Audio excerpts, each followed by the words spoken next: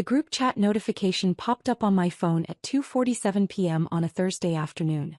I was reviewing flight schedules for our new Paris route from my office on the 60th floor of Skyline Tower, watching planes take off from San Francisco International through my floor-to-ceiling windows. Martinez Family Paris Trip 2024. That was the chat name. How thoughtful of them to include the year, as if this were going to be an annual tradition worth documenting.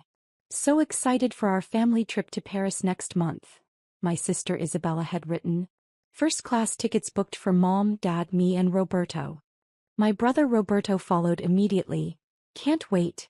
Going to be amazing having the whole family together in the City of Light. Then came the message that made me set down my coffee. We're going to Paris without you, Elena. Sorry, but you can't afford first class anyway, and we didn't want anyone to feel left out or uncomfortable. This from my mother, Carmen Martinez, delivered with the casual cruelty she'd perfected over the past 5 years since I'd left the family's traditional path to pursue what she called my aviation obsession. I scrolled up through the chat history, reading months of messages about family dinners I wasn't invited to, business celebrations I wasn't included in, and constant references to how Elena is going through a difficult phase with her little airline hobby. My phone buzzed with more messages. Isabella. Plus, let's be honest, Elena would probably just complain about the service or try to explain how airlines work to everyone.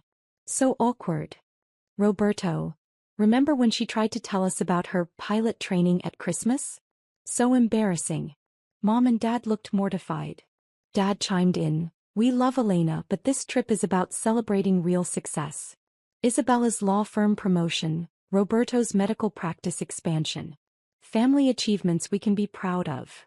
Mom, Elena will understand. She's always been the practical one. She knows she doesn't fit in with this kind of luxury travel. I stared at my phone, then looked around my executive office. The walls were covered with photos from the past 7 years. My first solo flight, the day I bought my first aircraft, the ribbon-cutting ceremony when Skyline Airlines launched magazine covers featuring the Sky Queen, my industry nickname after becoming the youngest woman to build a major airline from scratch. On my desk sat the latest issue of Aviation Weekly with my photo on the cover.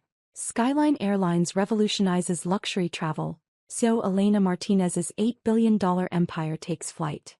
I typed a simple response. Have fun. 3 minutes later, my assistant David knocked on the door.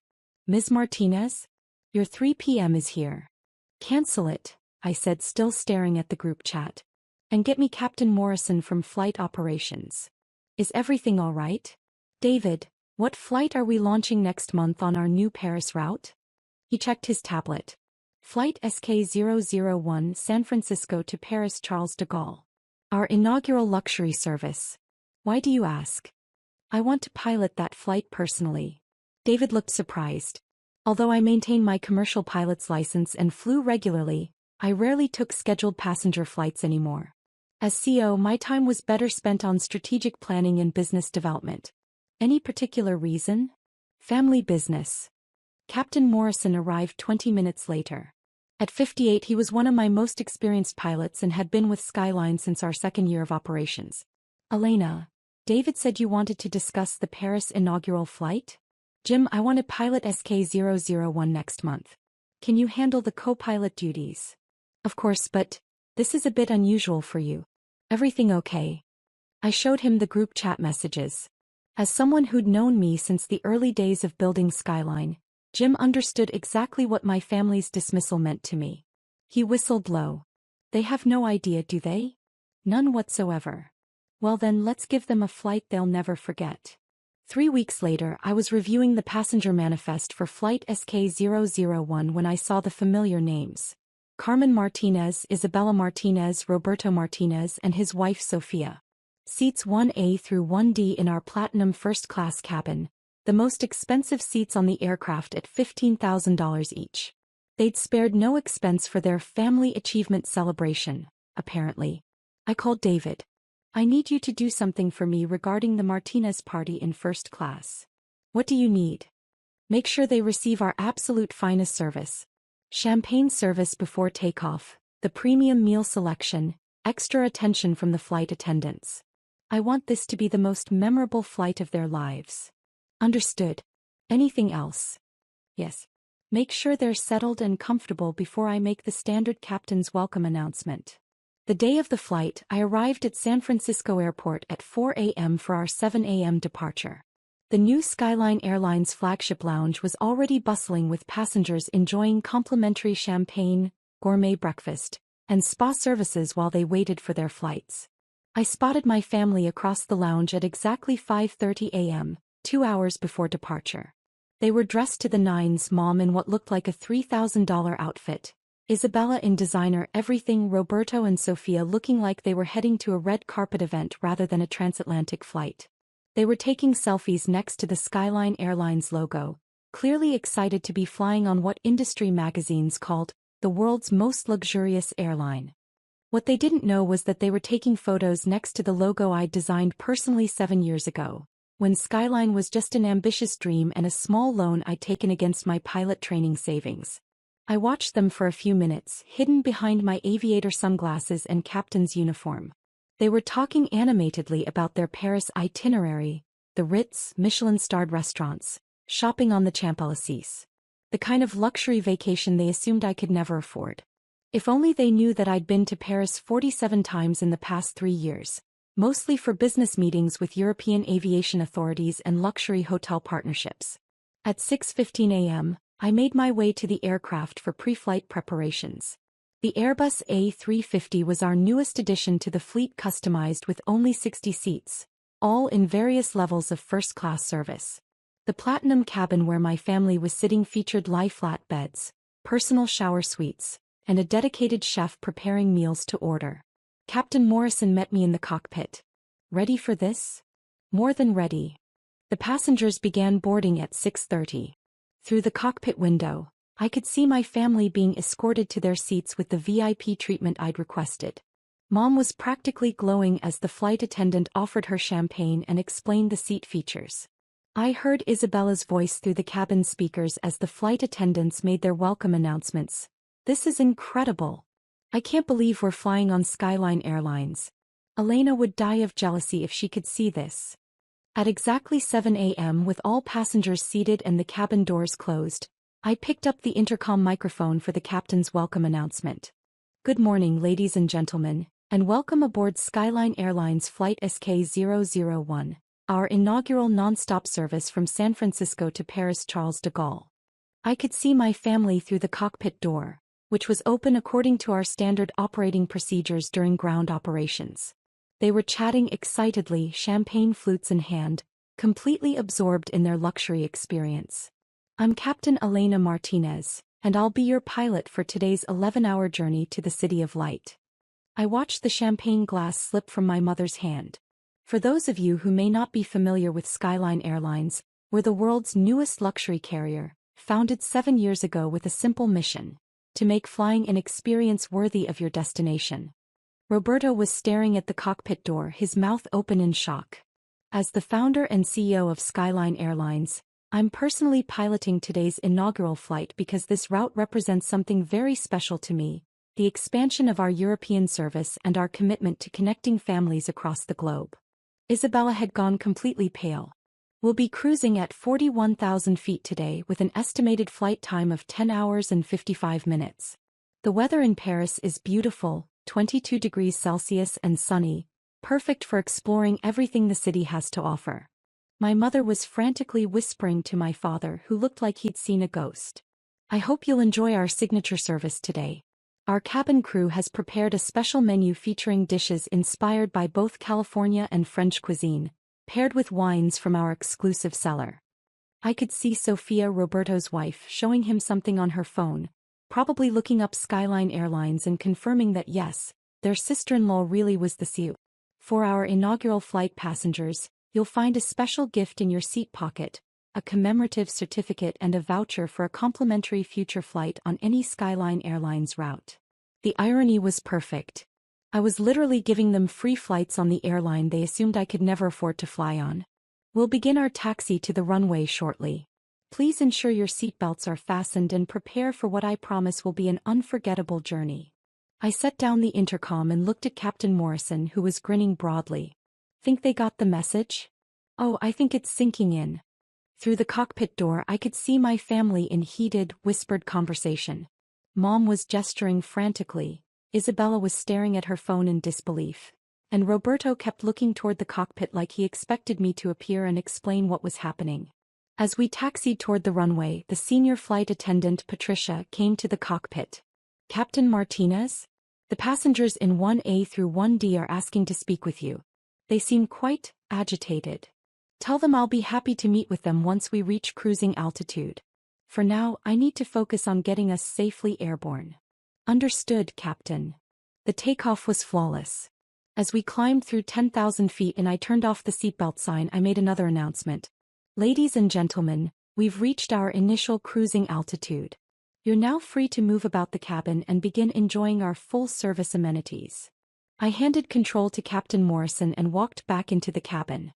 The Platinum First-Class section was near the front of the aircraft, just steps from the cockpit.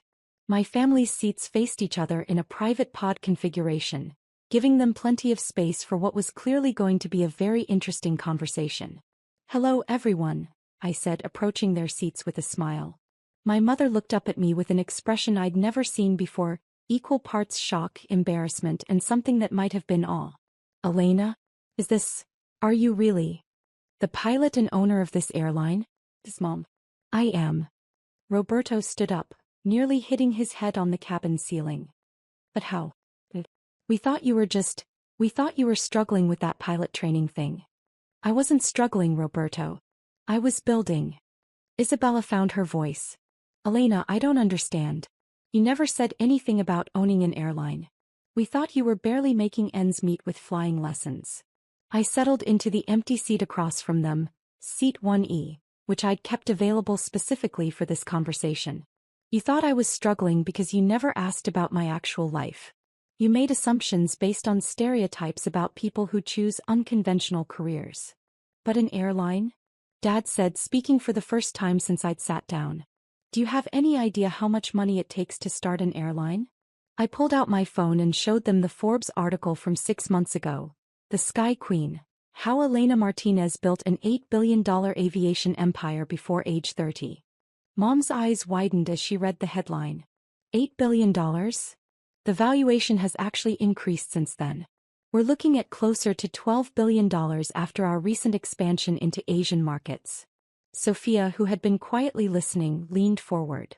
"Elena, I have to ask, why didn't you tell us? Why let us believe you were failing?" I looked around at my family, the people who were supposed to support my dreams but had instead spent years dismissing them as unrealistic and embarrassing. "Sophia, can I ask you something? In the 5 years since I started Skyline Airlines, how many times has anyone in this family asked me about my work?" She was quiet for a moment. I don't know." "0, I said.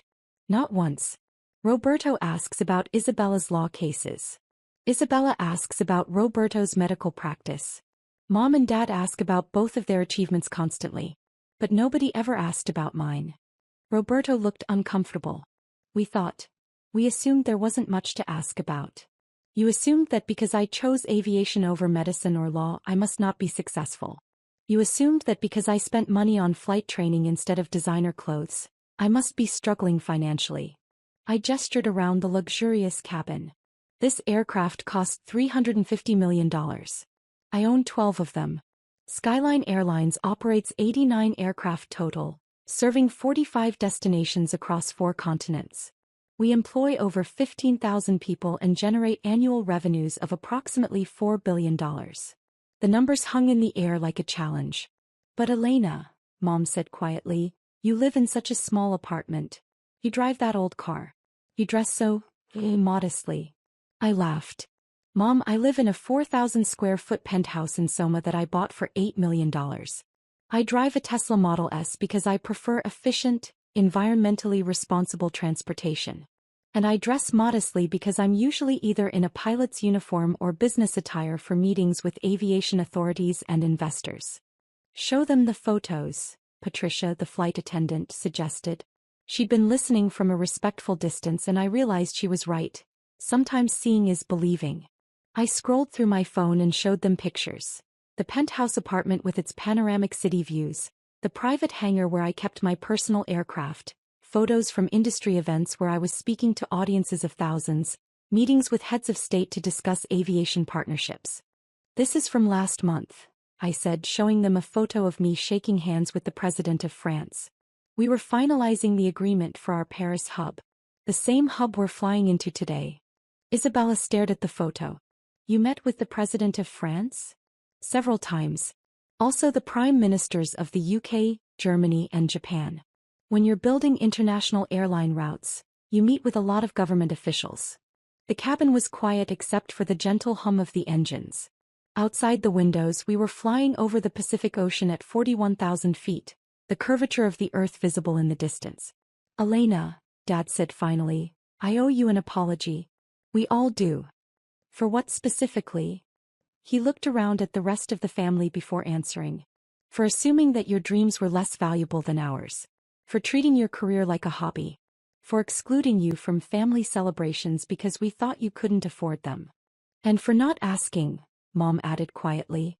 For 5 years, we never asked about your life because we decided in advance that it wasn't worth hearing about. Roberto nodded. I realize now that every time you tried to share something about your work, we changed the subject or made dismissive comments. We trained you to stop talking to us about your achievements. I felt something loosen in my chest, a knot of resentment I'd been carrying for years without fully realizing it. Yes, I said simply. You did. Can you forgive us? Isabella asked. Can we start over? I looked around at their faces, genuine remorse mixed with shock and what looked like newfound respect. It was the first time in years that my family was looking at me and seeing something other than a disappointment or a worry. I can forgive you, I said. But I need you to understand something. I didn't build this company to prove you wrong or to show off. I built it because I love aviation. I saw opportunities to make flying better for everyone, and I had the vision and determination to make it happen. We understand, Mom said. Do you? Because this conversation isn't happening because I got lucky or inherited money or stumbled into success. This is happening because I worked 18-hour days for 7 years, because I learned everything I could about business and aviation, and because I never let your doubts become my limitations. Patricia approached our seats. Captain Martinez? Captain Morrison says we're about to begin our descent into Paris. He'll need you back in the cockpit. I stood up. Duty calls. Elena, wait, Roberto said. After Paris. Would you like to have dinner with us? We'd love to hear about your company. Really hear about it, I mean. I looked at him, my brother who had spent years dismissing my dreams as impractical and embarrassing. Now he was asking to learn about the business I'd built, the life I'd created, the success I'd achieved without his approval or support. I'd like that, I said. But Roberto? Yeah. When we have dinner, I want you to tell me about your medical practice because you're proud of it, not because you're trying to impress me. And I'll tell you about Skyline Airlines the same way. Deal. As I walked back toward the cockpit, Isabella called out, Elena? Yes. Thank you for the first-class treatment. This really is the most beautiful aircraft I've ever been on. I smiled. Wait until you see our new Dreamliner. It makes this look like economy. The landing in Paris was perfect, smooth as silk on a clear morning with the Eiffel Tower visible in the distance. As we taxied to the gate at Charles de Gaulle, I made my final announcement as captain. Ladies and gentlemen, welcome to Paris, the city of light. The local time is 2:15 p.m., and the temperature is a beautiful 24 degrees Celsius. I could see my family gathering their belongings, but moving slowly as if they were reluctant for the flight to end. For our inaugural flight passengers, I hope this journey has been as memorable for you as it has been for me. There's something magical about connecting people to the places and experiences that matter to them. I paused, looking toward their seats. And sometimes, if we're very fortunate, we discover that the people who matter most have been right there with us all along. We just needed the right perspective to see them clearly. After the passengers deplaned, my family lingered at the gate. When I emerged from the cockpit, still in my captain's uniform, they were waiting for me. Elena, Mom said, we have a confession. What's that? We booked this trip partly to get away from what we thought was your failure. We wanted to celebrate our achievements without having to worry about you feeling left out or inadequate. I nodded. I figured as much. But now. She looked around at the Charles de Gaulle terminal with its soaring architecture and international bustle. Now we realize we were celebrating in your house. This terminal, this route, this entire experience, it's all something you created. With a lot of help from amazing employees and partners, yes. Dad stepped forward. Would you consider joining us for the rest of the vacation? We'd love to have you show us Paris from the perspective of someone who actually knows the city. I thought about it. I had planned to fly back to San Francisco on the return flight the next day. But I also had a standing invitation from the mayor of Paris to visit the new aviation museum, and there was a vineyard in Burgundy I'd been meaning to tour as a potential partner for our wine program. Actually, I said, I have a better idea. What if I show you the Paris that most tourists never see? The aviation museum, the private wine tastings, the restaurants that cater to airline executives and government officials. Isabella's eyes lit up. You mean like VIP Paris? I mean like Elena's Paris. The city I've come to know through 7 years of building international partnerships. We'd love that, Roberto said immediately. As we walked through the terminal toward passport control, I realized something had shifted. For the first time in years, I felt like I was walking with my family instead of despite them. The boy who'd wanted to exclude me from vacation because I couldn't afford first class was now eager to experience Paris through the eyes of someone who'd built relationships with French aviation authorities and luxury hospitality partners. The mother who'd assumed I was struggling was now looking at me with something approaching awe, finally understanding that her daughter hadn't failed at all. She'd succeeded beyond anything the family had imagined possible. 3 days later, as we sat at a private table at Jules Verne restaurant in the Eiffel Tower, a reservation I'd secured through my partnership with Air France, Roberto raised his champagne glass. To Elena, he said, who taught us that assumptions about success can blind us to the actual achievements happening right in front of us. And to family, I added, who can learn to see each other for who we really are, not who we expected each other to be. That night, flying back to San Francisco on Skyline Airlines Flight SK002, I sat in the jump seat in the cockpit, watching Captain Morrison handle the controls while I observed the familiar patterns of lights below. My phone buzzed with a message from the family group chat, which had been renamed Martinez Family Adventures, while we were in Paris. Isabella. Just posted photos from our Paris trip on social media. Elena, you're tagged in all of them. #Sistervo, #Skyline Airlines, #ProudFamily. Roberto. Elena, can we plan a family trip to Tokyo next year? I'd love to see your Asian operations. Mom, my daughter the airline owner. Still can't quite believe it but so incredibly proud. Dad, Elena, I've been reading about Skyline Airlines online. The employee satisfaction ratings, the environmental initiatives, the accessibility programs. You've built something really special. I typed back, thanks everyone. Love you all. See you for Sunday dinner at my place next week. I'll show you the view from the penthouse.